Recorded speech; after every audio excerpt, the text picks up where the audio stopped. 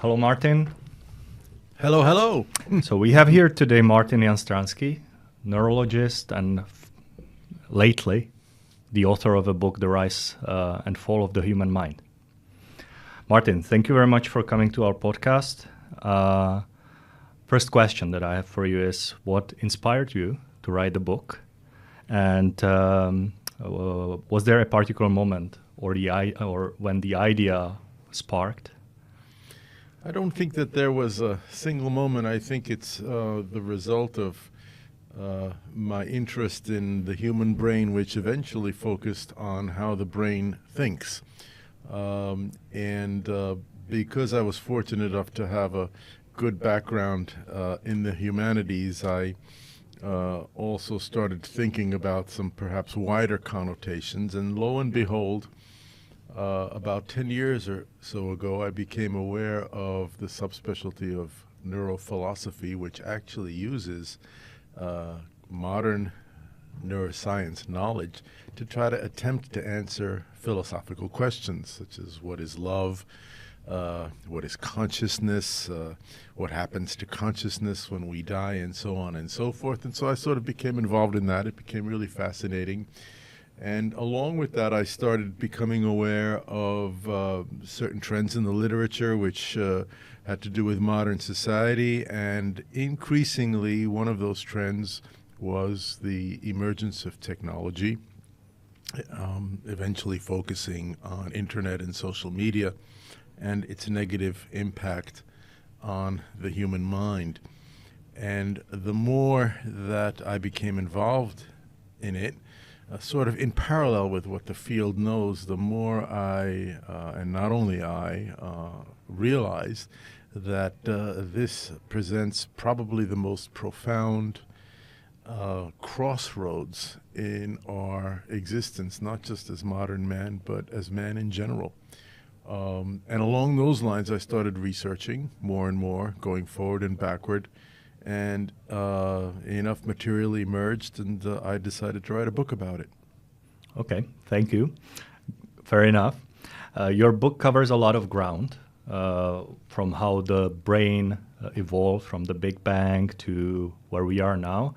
How did you manage to organize all that into a book which will flow naturally? And I think that somewhat in part of what I've just said, one of the first books that I ran into along the way was that by a person I've never met, and perhaps I will one day, and I tremendously admire, and that's Yuval Noah Harari, who wrote a wonderful book called Sapiens, which essentially traces our emergence along social, biological, and evolutionary lines, and he starts with the beginning of man. And the perspective that he adopted, where he starts in the beginning in order to make his points at the end, really impressed me. And that's why I decided to start at the beginning, in order to see how much we are endangered and how much we are losing our neurologic capabilities. I think it really helps to see how we got to where we got in the first place so that we can appreciate the fall. okay, I can confirm that the context is incredibly important for the book, just to understand why the consequences that you are drawing, or the future that you are drawing, is relevant. By the way, how long did it take you to write the book? I started getting materials together very informally over 10 years ago, updating them, of course, as I went along. And then the idea of the book emerged about 5 years ago. I started roughly organizing the materials into piles of paper and references and sort of juggling them back and forth like cards in a deck of cards. And then I started writing probably about 2.5 years ago and finished earlier this year. Okay, so how was the process like? Were there any parts of writing the book which surprised you, or something that maybe was tougher than you expected? I don't think so. I think it was, I really wanted to do a good job, which meant that everything that I say in the book, although it's said my way, is basically backed up by facts, and the facts are there for the reader. The reader has has, I think, over 50 pages of references that they can go to. I picked the references based on their relevancy and readership. Some are very professional, and some are extremely lay. Some are from everyday press and so on. So there's something in it for everybody. That was important. But once I had the organization of the book, it was off and running. I just devoted a lot of time to it. My wife went crazy. My dog went crazy because I didn't get to walk him as much, and there was just a lot of sighing on my part. And whenever they would hear me go, she would say, "Oh, you're writing the book again, aren't you?" But she's still here. The dog's still here, and the book is done. So we're off. So it was worth it. It was worth it. Okay. Was there something that surprised you during writing the book? Did something challenge the knowledge that you knew about the brain? It actually confirmed, on the one hand, that we really are part of a larger whole, which I'll explain in the book because it's a rather nice explanation, but it's a bit of a longer explanation. But basically, everything in the universe really, at least at the quantum level, which are these tiny little particles which behave very differently than we do, is really interlinked, and the evidence is really convincing. What we're still looking at is just exactly how.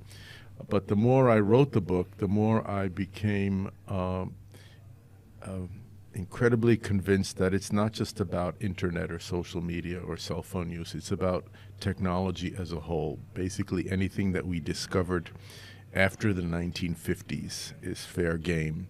The closer we get to today, the worse it is. But basically, the paradox, which was outlined by astrophysicist Fermi and his colleagues, which basically says that the more we transfer our brain power to technology, the worse off we are, because we're taking away from our biological brain power, is really true.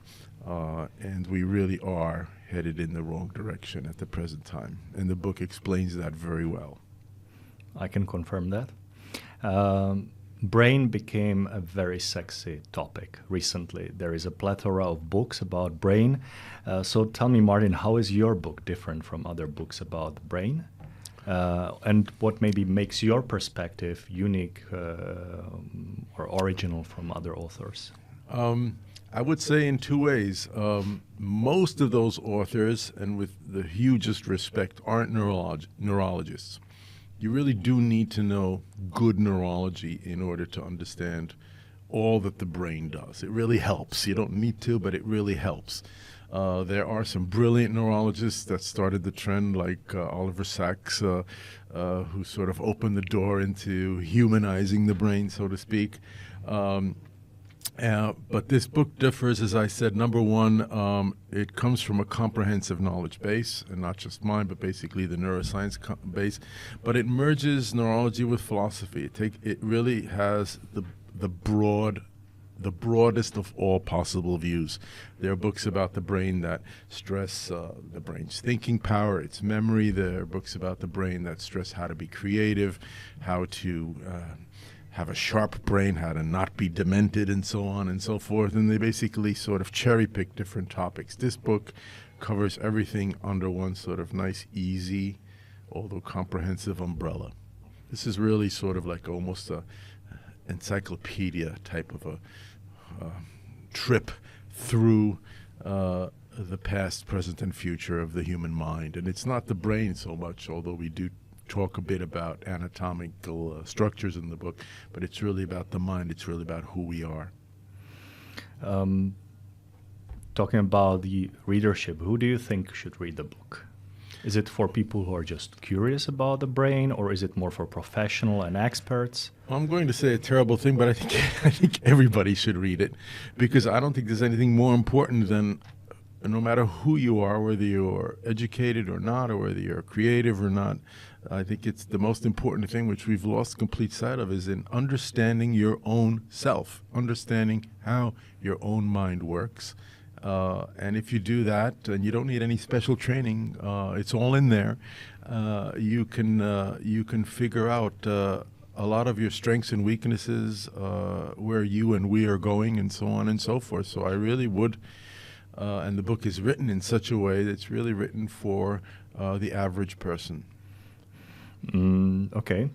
So how do you think that your book can contribute to the conversation about the brain among professionals, society, maybe, the general crowd? On the one hand, I think it can make us aware that we are our brains. But on the other, I'm hoping that it's going to completely leapfrog that conversation, and that conversation won't even be a topic. I think the important thing is that the topic of conversation after reading this book is, where are we headed in our radical, addictive embrace to modern technology? That is the real question that the book is asking. Sounds to me that you really want to do some impact on humanity with the book. I really would. It's not me. I, of course, am not the only person who's saying this. There's virtually everybody who is talking and writing about the capabilities of the human mind in the modern context, is touching on the topic of the interface between the brain and technology. How do you see the ideas from the book influencing areas outside of neuroscience, like education or politics? I see them as very relevant because in the final stages of the book, I try to very clearly outline how particularly politics and other established societal structures, all the way up to government and all the way up to different classes of society, are rapidly deteriorating and crumbling in the last generation or so because of what the combination of globalization and technology is doing to the way that we think as human beings. If there was a single point that you hope people will take away after reading the book, which one would that be? Or is there a specific message or idea you want to stick with them? I think if there's a specific point, it would be know yourself, know how the brain works, and in doing so, you will realize that at the very best, the emphasis on sort of a consumer type of lifestyle that is intimately intertwined with the idea of technological and economic progress is, to put it quite frankly, the road to hell. Everything that we do in life is a biological trade-off. And the minute that we buy anything, whether it's a toaster or a computer or a cell phone or a car, it has advantages, but it also takes something away at the level of the function of the brain and the mind. So we need to look at our everyday lives, and we need to look at our everyday technologies from an ethical point of view before we adopt something and embrace it and start manufacturing it and selling it. Ideally, we should ask, what does it add and what does it take away? Is it good? Is it really good? Do we really need it? Do we really need to be more comfortable? Or do we need to be less comfortable and think a little bit more? Because that's what we were designed to do in the first place. Human beings were not created to be comfortable. They were created to survive. And there's a big difference between surviving and living for 4 credit cards, 5 vacations, and a new iPhone. So with all the challenges that we are currently facing, is there something that you are truly hoping for the future of human mind? I'm hoping that everything that I say in the book is wrong, that humanity will come to its senses, that there will be a reset, a philosophical reset of sorts, or a societal reset, where we will start to view the purpose of our lives from a broader perspective, and not from the perspective of consumer comfort and relentless technological advance. So I wish you all the best with the book. That's, I think, all I can say now. Thank you very much.